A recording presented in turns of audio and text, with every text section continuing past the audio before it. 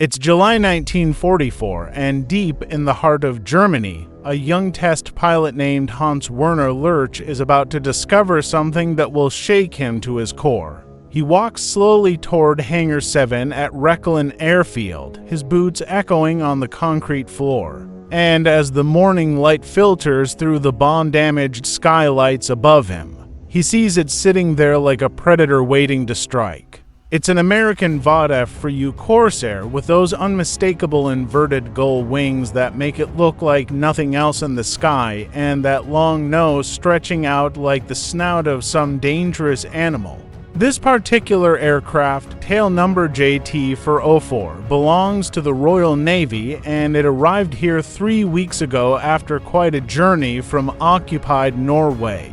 Lurch has tested dozens of captured Allied fighters before. Everything from graceful Spitfires to powerful P-47 Thunderbolts.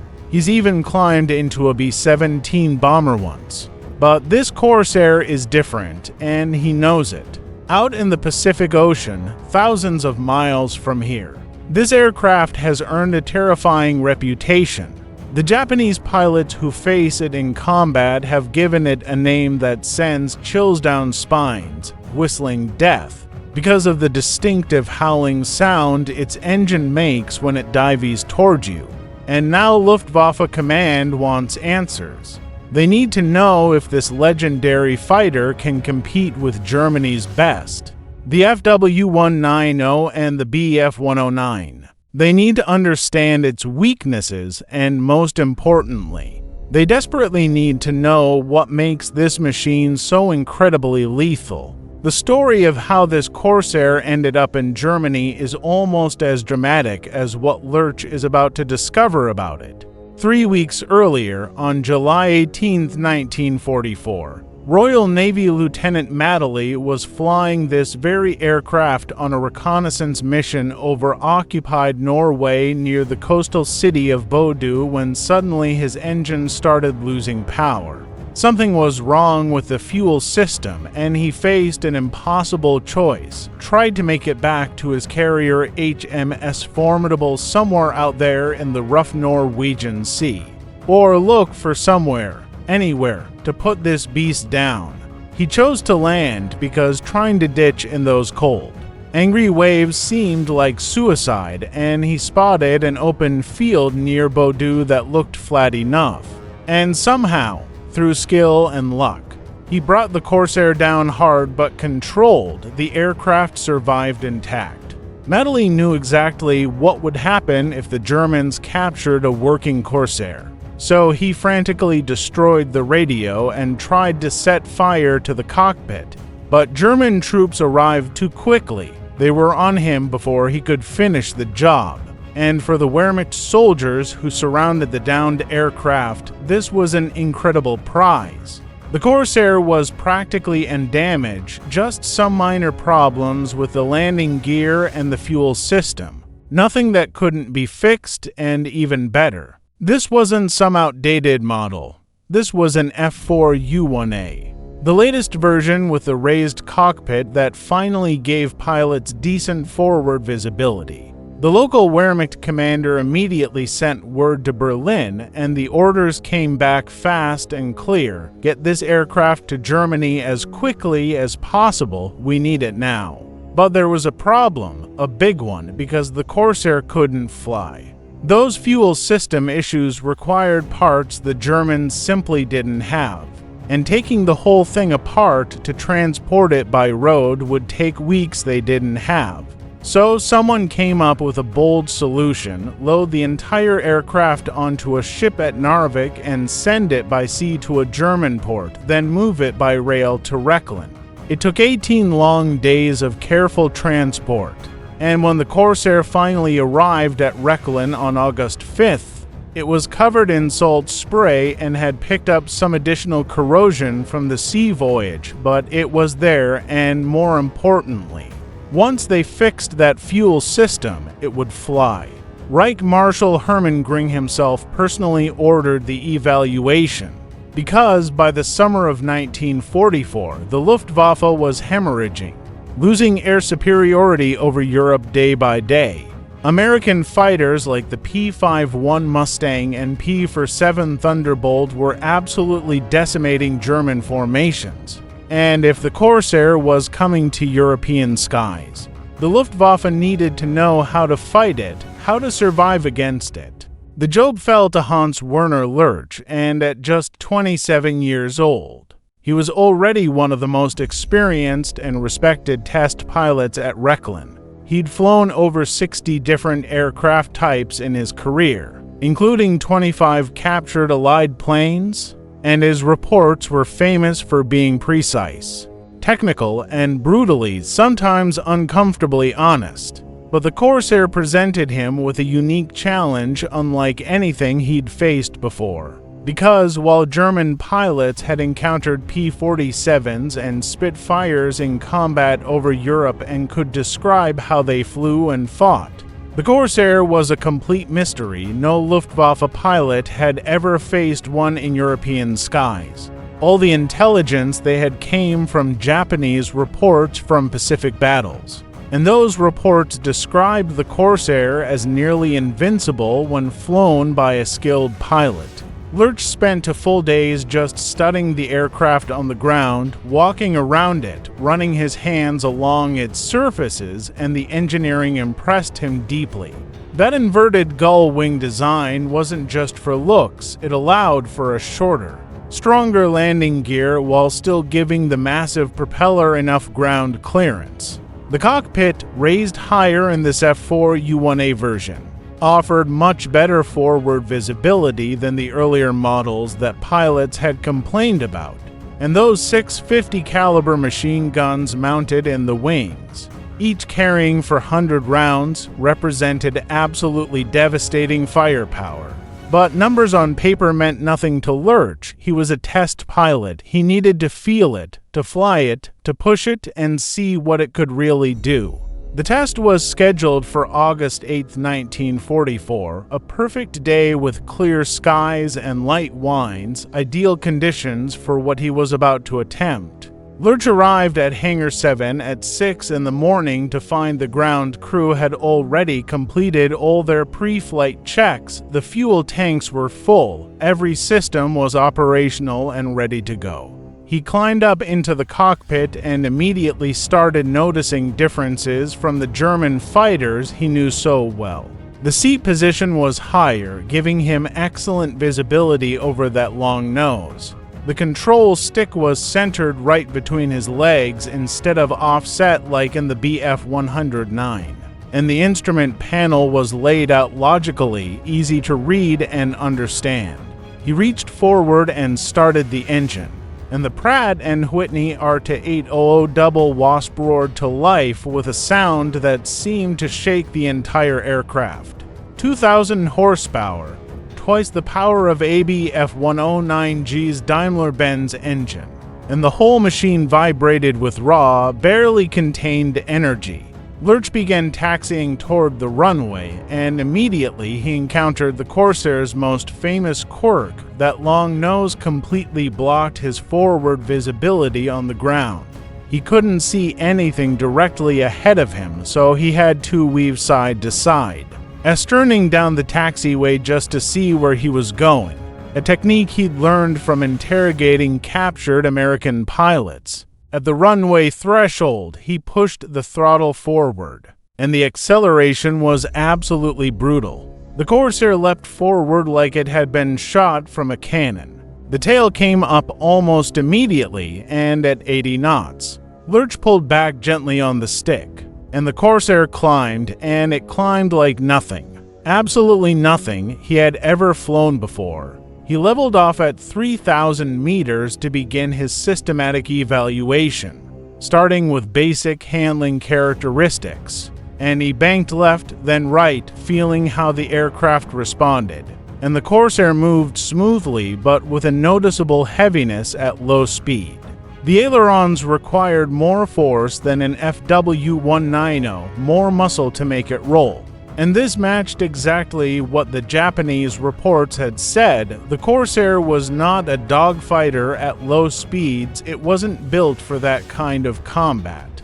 Next came the acceleration test, and Lurch pushed the throttle to full power and watched the airspeed indicator start climbing 300 knots, 350 knots for 100 knots, and the Corsair just kept accelerating with no sign of strain or stress, and at 420 knots, nearly 485 miles per hour, Lurch pulled back the throttle, his mind racing because the WWII, Germany's frontline fighter, topped out at 408 miles per hour. The speed advantage alone was significant, but it was the third test that truly revealed the Corsair's nature, what it was really built to do. Lurch climbed to 6,000 meters, about 20,000 feet, and began a series of vertical maneuvers that would change everything he thought he knew about fighter combat.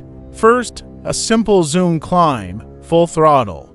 Pull up sharply and see how high the aircraft could climb on pure momentum alone. And the Corsair shot upward like a rocket. Lurch watched the altimeter spin wildly. -1,500 meters, 7,000 meters, 7,500 meters, and the aircraft was still climbing when it finally stalled at 8,200 meters. A 1,200-meter gain on pure energy, on nothing but speed converted to altitude. He tried it again, this time setting up from a dive, rolling inverted, pulling through into a steep dive to build up speed, accelerating to 450 knots, and then pulling hard, incredibly hard, into a vertical climb. And the G-forces crushed him down into a seat. His vision started to tunnel. The Corsair's airframe groaned and creaked under the stress, but it held together, and the altimeter spun like it was possessed. 8,000 meters, 8,500 meters, 9,000 meters, and Lurch held that vertical climb until the aircraft finally stalled at 10,400 meters, over 34,000 feet, and that's when the revelation hit him like a physical blow. The Corsair wasn't designed for turning dogfights like a Spitfire or Bf-109. Those traditional swirling battles where fighters chased each other in tighter and tighter circles. No, this aircraft was designed for something completely different: vertical combat. Boom and zoom tactics, dive on your enemy from above, using superior speed. Use that massive engine's power to climb back to altitude and repeat over and over. And that enormous RT-800 engine gave it energy advantages that no German fighter could possibly match. Lurch decided to test this theory systematically, setting up a simulated attack run, dive from 7,000 meters down to 4,000 meters at maximum speed. Pull out at the bottom, then execute a maximum performance climb back up to 7,000 meters, and see how long it takes. The dive was terrifying. The Corsair accelerated past 500 knots, over 575 miles per hour. The airframe shuddered and shook but remained stable and controllable, and at 4,000 meters, Lurch pulled back hard on the stick, pulling with all his strength, and the G-forces were crushing, absolutely crushing. He estimated 6 Gs, maybe more. His vision tunneled until he could barely see, but the Corsair pulled through the bottom of that dive cleanly and smoothly. Then came the climb, full throttle, optimal climb speed, and the aircraft rocketed upward like it was climbing a ladder to heaven. And Lurch checked his stopwatch carefully, 2 minutes and 40 seconds to regain 3,000 meters of altitude. He'd flown the FW-1908 through exactly this same maneuver just 2 months earlier. He had the numbers fresh in his memory. Time to climb. For minutes and 15 seconds, and the difference was staggering. The Corsair was 40% faster, 40%. And Lurch's mind raced through the tactical implications, the terrible, unavoidable implications. If American pilots used these tactics over Europe, and they absolutely would because it was the only logical way to exploit the Corsair's strengths, German fighters would be at a catastrophic, perhaps insurmountable disadvantage. because the Bf-109 and FW-190 were designed for horizontal turning combat. They could outrun a Corsair at low to medium speeds all day long. But if the Corsair never committed to a turning fight, if it just stayed fast and used those vertical maneuvers, boom and zoom, over and over, German pilots would be chasing an opponent they could never, ever catch, an enemy that dictated when and how the fight happened. Lurch tested the gun platform's stability next, rolling into a 30-degree dive, lining up on a ground reference point, and squeezing the trigger. And the 650 caliber machine guns erupted with a sound like tearing cloth. But the recoil was surprisingly mild. The Corsair's heavy airframe just absorbed it easily, and the gun sight remained steady and stable. Lurch could keep the target centered even while firing full bursts, and he compared it mentally to the FW-190's armament. The A8 carried to 13mm machine guns and for 20mm cannons. Devastating firepower on paper, but the recoil made accurate shooting difficult, especially in high-speed attacks, while the Corsair's 650s delivered less punch per individual round. But that stability meant more rounds would actually hit the target. And in combat, hits matter more than theoretical firepower. After 35 minutes of flight, Lurch had his preliminary assessment clear in his mind. But there was one more test he absolutely needed to run. The test that would reveal the Corsair's most dangerous capability, its most terrifying advantage. He climbed back up to 7,000 meters and set up for a simulated combat scenario that played out in his mind like a nightmare. Imagine a Corsair diving on a German formation from above. The German fighters see the attack and brake hard, standard defensive maneuver. The Corsair overshoots because it's going too fast to turn with them. But instead of trying to turn with the German fighters and getting into a slow-speed scissors where it would lose, it uses its speed to extend away and climb back to altitude. And the question that haunted Lurch was this: how long would it take a pursuing FW-190 to climb back to the Corsair's altitude and re-engage? Lurch rolled inverted and pulled into a steep dive, simulating the Corsair's attack run, letting the speed build to 480 knots. And then he pulled out hard at 4,000 meters. The G-forces slammed him into the seat. His vision grayed at the edges. The whole world seemed to darken.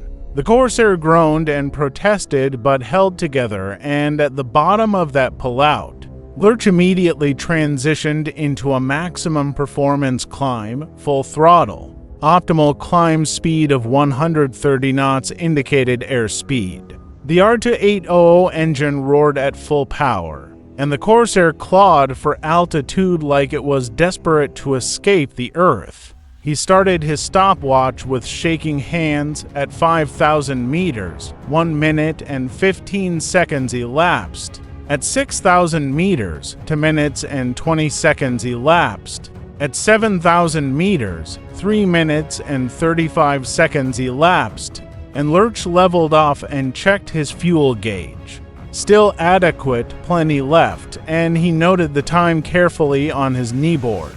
Then ran the numbers in his head, numbers he would never forget. He'd flown the exact same profile in an FW-190A8 2 months earlier. He had the data memorized: time to climb from 4,000 to 7,000 meters, 5 minutes and 50 seconds. And the difference was absolutely staggering, almost unbelievable. The Corsair could execute a boom and zoom attack, extend away to safety, and be back at fighting altitude a full 2 minutes and 15 seconds before a pursuing FW-190 could catch up, 2 minutes and 15 seconds. And in air combat, that wasn't just an advantage. That was an eternity, a lifetime, and the implications went so much deeper than just numbers. Lurch realized, sitting there at 7,000 meters in this captured American fighter, that the Corsair's energy advantage created a tactical paradox. An unsolvable problem for German pilots if you dove after a Corsair to pursue it. You burned your energy trying desperately to catch an aircraft that was simply faster than you. And by the time you finally gave up the chase, you were low on altitude and energy, vulnerable and exposed to attack. But if you didn't pursue, if you just let it go, the Corsair simply climbed back to altitude unmolested and set up another attack and another and another. You couldn't ignore it, you had to respond. But either way, win or lose, the German pilot lost. It was a no-win scenario. Lurch had seen this pattern before in combat reports from the Eastern Front. Soviet pilots flying American Lend-Lease P-39 Airacobras had used similar tactics against Bf-109s with some success. But the P-39's performance advantage was marginal, small enough that skilled German pilots could overcome it. But the Corsair's advantage was overwhelming, crushing, absolute. He ran one more test, a simulated defensive scenario that made his blood run cold. Imagine a Corsair is bounced from above by an FW-190. The Corsair pilot sees the attack coming and has to react instantly. What are his options? How does he survive? Lurch rolled into a hard defensive break. Maximum G-turn trying to force an overshoot, make the attacker fly past him, and the Corsair's heavy controls fought him every inch of the way. The turn rate was mediocre, honestly pretty poor compared to an FW-190. And if this were a real engagement with a real German pilot behind him, that pilot would have a firing solution, a kill shot, within seconds. But then Lurch did what an experienced, well-trained Corsair pilot would do, what the manual probably taught. He rolled wings level, pushed the throttle all the way to the firewall, and accelerated away in a shallow dive, trading a little altitude for speed. And the airspeed indicator climbed rapidly, 300 knots, 350 knots, 400 knots. And at 420 knots, Lurch pulled into a climbing turn. Not tight, not trying to dogfight, but fast and energy conserving. And he checked his watch. 15 seconds from the initial defensive break to complete separation from the theoretical attacker, just 15 seconds. An FW-190 pilot would have perhaps 3 to 4 seconds of firing opportunity.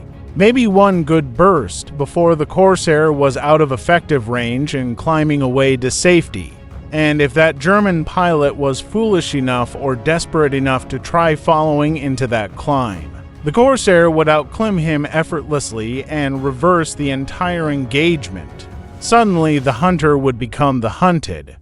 Lurch understood now, truly understood, why the Japanese had given it that terrifying name, Whistling Death. Because it wasn't just about the sound of the engine in a dive, that distinctive howl that announced death was coming. It was about the inevitability of it all, a well-flown Corsair, piloted by someone who understood its strengths and refused to fight on anyone else's terms, was nearly impossible to kill because it never had to commit, never had to fight fair, never had to accept combat on your terms. But Lurch was a professional, a scientist as much as a pilot. And he knew that no aircraft was perfect. Every design had weaknesses, compromises, limitations. So he spent the next 10 minutes methodically probing for the Corsair's vulnerabilities, looking for the cracks in its armor. He tested slow-speed handling, deliberately bleeding off speed to see what would happen. And below 150 knots, the Corsair became sluggish and heavy. The already heavy ailerons required significant force just to get the aircraft to roll, and in a slow-speed scissors maneuver, that close-in twisting knife fight that was common in dogfighting, an FW-190 or Bf-109 would have a decisive, probably overwhelming advantage. The problem was getting the Corsair into that situation in the first place, because a disciplined pilot who understood his aircraft would never, ever let it happen, he'd never slow down that much in a combat situation. Lurch tested the stall characteristics next, pulling the nose up gradually, bleeding off speed, waiting to feel the brake. And at 85 knots, the left wing dropped sharply without much warning. A vicious snap stall that rolled the Corsair inverted before Lurch could even react properly. He recovered easily enough, the aircraft responded to his inputs, and he got it back under control. But the lesson was absolutely clear. Don't slow down in combat. Stay fast, always stay fast. He tested visibility from the cockpit, turning his head this way and that. And while the raised cockpit of this F4 U-1A was a significant improvement over the earlier models that pilots had complained bitterly about, that long nose still created a massive blind spot directly ahead and below the aircraft. And in a turning fight, in close combat, a smart German pilot could theoretically exploit this, could slide into that blind spot and stay there. Invisible, lining up for a kill shot, but again, the fundamental problem was forcing that engagement. Because if the Corsair never committed to a sustained turn, that blind spot became irrelevant, meaningless. Lurch tested the aircraft's behavior in a high-speed dive, the ultimate test of structural integrity and control, pushing the nose over and letting the speed build unchecked for 150 knots. For 180 knots, 500 knots, and at 520 knots, over 600 miles per hour. The controls became extremely heavy, almost impossible to move. The aircraft wanted to keep diving, wanted to go faster, and pulling out required both hands on the stick and significant physical effort, straining with all his strength. And this was a real limitation, a genuine weakness. In a very high-speed dive, a Corsair pilot had to plan his pullout carefully. Had to think ahead because if he misjudged and dove too fast, too steep, he might not be able to pull out at all. Or he'd have to pull so hard that he'd black out completely from the G-forces. But even this weakness was marginal, limited, because the WWII had similar dive limitations. Similar control problems at very high speeds, and the Corsair's superior power meant it could afford to dive less steeply and still maintain a significant speed advantage over any German fighter. After 45 minutes of flight time, Lurch had completed his assessment. He had everything he needed, and he throttled back and began his descent back to Rechlin. And as he flew the landing pattern, weaving side to side again to see past that long nose, Lurch was already mentally composing his report, organizing the observations, arranging the data, formulating the conclusions, and those conclusions were absolutely clear, unambiguous, and they were devastating. Lurch landed at 0-7-40-5 hours. And the ground crew immediately swarmed the Corsair, checking carefully for any damage from the test flight, looking for cracks, stress points, anything wrong. But there was nothing. The aircraft was as solid and robust as it looked, built like a tank. Lurch walked directly to the technical office without stopping, without talking to anyone, and he began writing his report. Working in a focused intensity, and he worked for 3 hours straight, documenting every observation, every measurement, every tactical implication he could think of, and the final report was 14 pages long, single-spaced, and the conclusions were blunt, honest, brutal in their clarity. The WWII Corsair represents a fundamental shift in fighter design philosophy, he wrote in the opening summary. It is not optimized for traditional turning combat. Instead, it exploits superior power, speed, and energy retention to dictate engagement terms and against this aircraft. Conventional German fighter tactics are inadequate, possibly dangerously inadequate. Lurch laid out all the performance data in careful detail. Maximum speed for 120 plus knots at sea level, for 185 plus miles per hour, 15% faster than the FW1908. Climb rate 40% superior to the FW1908 in combat climb profile. Energy retention exceptional, can execute multiple boom and zoom attacks without significant altitude loss. Armament of 650 caliber machine guns provides a stable platform with adequate firepower. He documented the weaknesses honestly: poor low-speed maneuverability, heavy controls requiring significant pilot strength, vicious stealth characteristics with little warning, limited forward visibility creating a blind spot. Then came the tactical assessment section, the part he knew would cause the most controversy, would probably get him in trouble. Recommended defensive tactics against F4U Corsair. Avoid engagement if possible. The Corsair's energy advantages make it extremely difficult to defeat in combat. If engagement is unavoidable, force slow-speed maneuvering combat, this is the only regime where German fighters have a clear advantage. Never pursue a Corsair in a climb or dive. You will lose energy and become vulnerable to counterattack. Exploit the Corsair's forward visibility limitations in turning combat, but only if the Corsair pilot commits to the turn, which a well-trained pilot will not do. Attack only when holding significant altitude advantage of 1,500 plus meters, and even then. Expect the Corsair to escape if the pilot is competent. The primary conclusion was stark. Unavoidable, the F4U Corsair is superior to all current German fighter aircraft in the energy fighting regime. If deployed to the European theater in significant numbers, it will pose a severe, possibly critical threat to Luftwaffe operations. Lurch signed the report with a steady hand and submitted it through proper channels. And he knew exactly what would happen next. He'd been through this before. The report would go to the technical office for review, then to the general staff for evaluation, then eventually to Gring himself, and Gring would be absolutely furious, because he didn't want to hear about German inferiority. 3 days later, Lurch was summoned to Berlin for a meeting, and the atmosphere in that room was tense, hostile even, and a general staff officer whose name Lurch never learned questioned every single conclusion in the report. Challenging everything, was Lurch absolutely certain about the performance data? Had he considered that the captured Corsair might have been somehow modified or enhanced?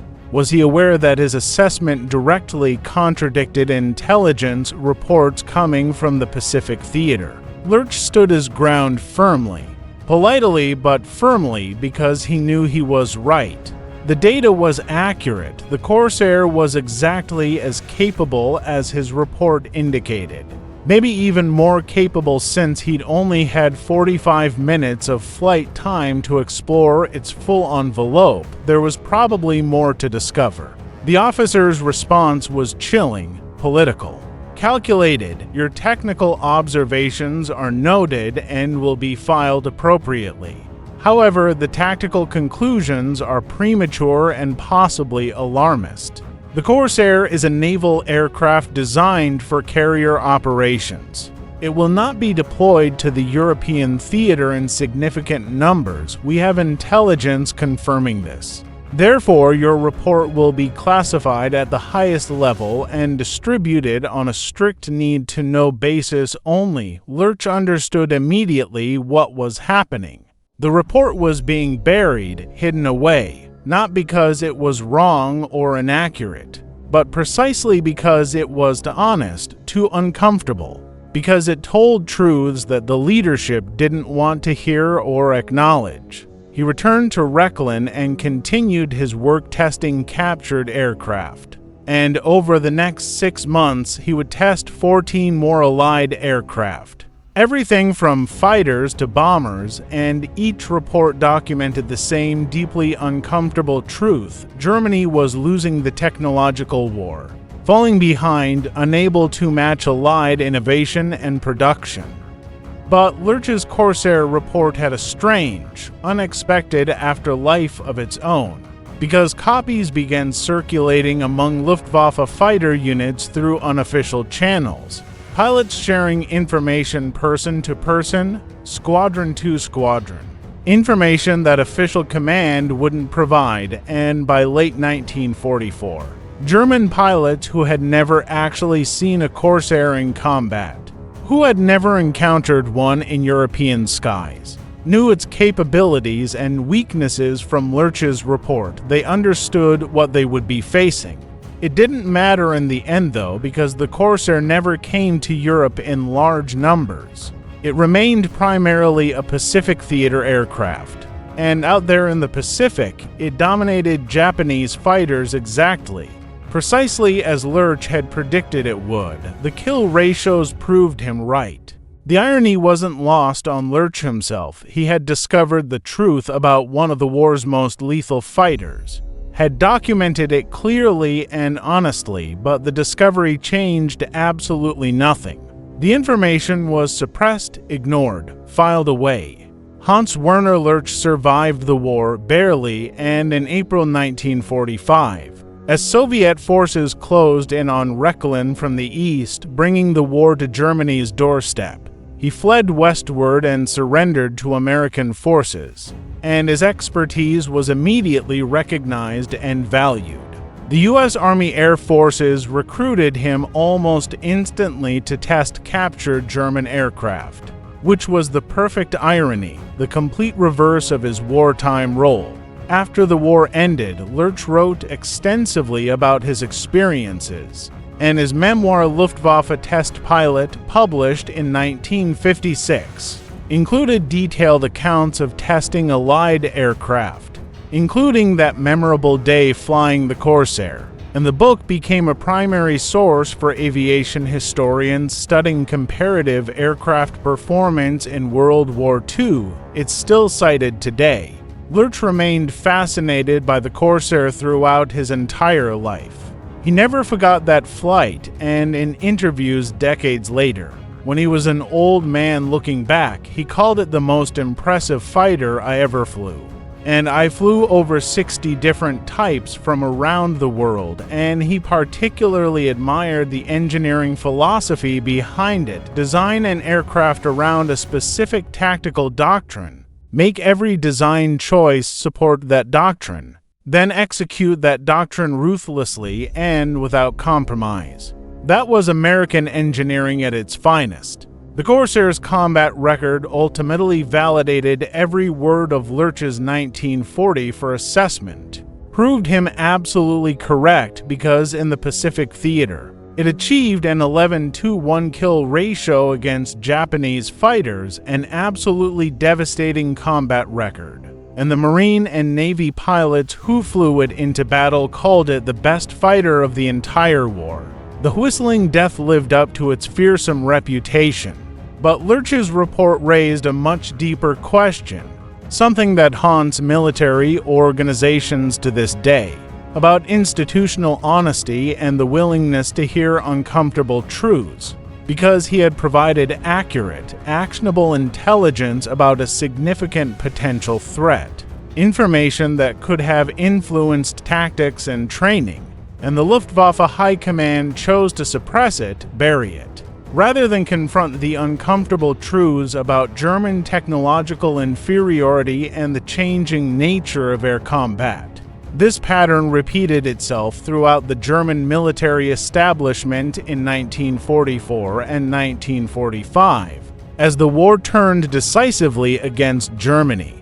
Officers who reported honestly about Allied capabilities were often accused of defeatism or spreading panic.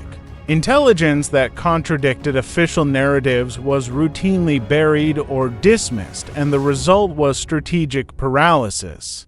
Commanders making critical decisions based on wishful thinking and propaganda rather than on reality and facts. Lurch's Corsair test was a perfect microcosm of this institutional failure. One dedicated test pilot, 45 minutes of careful flight time, and a 14-page report that told the unvarnished truth. and that truth was ignored, suppressed, hidden away because it was inconvenient, because it didn't fit the narrative the leadership wanted to believe. The lesson extends far beyond World War II, far beyond just military organizations, because in any institution, whether it's military, corporate, governmental, or academic, the willingness to hear uncomfortable truths, to face reality honestly even when it's painful, is the fundamental difference between adaptation and collapse, between survival and failure, between learning and dying. Lurch provided the truth clearly and honestly. He did his duty as a professional, but the Luftwaffe chose collapse, chose denial, chose to ignore reality until reality destroyed them. Hans Werner Lurch died in 1993 at the age of 75, and his legacy is those honest assessments of over 60 aircraft types, including some of the most advanced and capable fighters of World War II, German, American, British, Soviet.